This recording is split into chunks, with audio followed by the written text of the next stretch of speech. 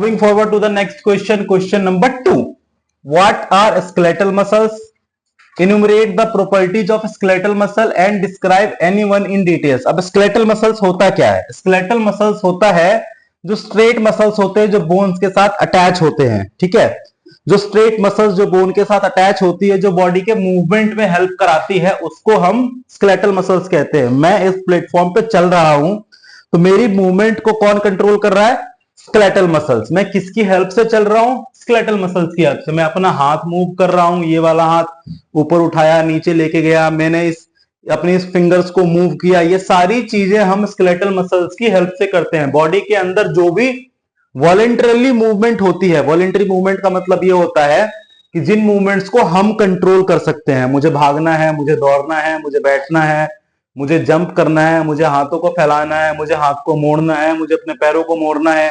ये सारे मूवमेंट्स ऐसे हैं जिसको हम वॉलेंटरी मूवमेंट्स कहते हैं, जिनको हम कंट्रोल करते हैं. इन सारी मूवमेंट्स को हम स्केलेटल मसल्स की हेल्प से कर पाते हैं. अब इसकी प्रॉपर्टीज क्या है?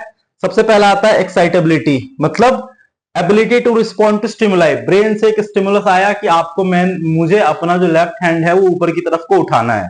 मैंने मेरा हाथ लेफ्ट हैंड ऑटोमेटिक ऊपर की तरफ को मूव हो गया, उसको हम बोलते हैं एक्साइटेबिलिटी. उसके बाद आता है कॉन्ट्रैक्टिलिटी. कॉन्ट्रैक्टिलिटी का मतलब क्या होता है? Ability to shorten and generate force. अगर मेरे दिमाग में एक सिग्नल आया कि इस वाली ये जो वॉल है, ठीक है, इस वॉल को मुझे अपनी फिंगर से मूव करना है, ठीक है, इस स्क्रीन में अपनी पेन से मुझे कुछ राइट डाउन करना है, तो ये सारे मैं कॉन्ट्रैक्टिलिटी की हेल्प से कर रहा हूं, ठीक है. उसके बाद आता है एक्सटेंसिबिलिटी, मतलब एबिलिटी टू स्ट्रेच. मैं अपने हाथों को फैला रहा हूं, उठा रहा हूं, ऊपर कर रहा हूं, नीचे कर रहा हूं, यह मैं अपने हाथ को बेसिकली एक्सटेंड कर रहा हूं. ये सारा मैं बिना किसी डैमेज की हेल्प से कर रहा हूं, उसको हम एक्सटेंसिबिलिटी कहते हैं. उसके बाद आता है इलास्टिसिटी. इलास्टिसिटी क्या करता है? मतलब कि पहले मेरा हाथ ऐसे था नॉर्मल पोजीशन में, मैंने अपने हाथ को 90 डिग्री एंगल पे लेके गया, मैंने अपने हाथ को 180 डिग्री एंगल पे लेके गया, यहां से ये वापस अपनी नॉर्मल शेप एंड साइज पे आ गया, उसको हम कहते हैं इलास्टिसिटी.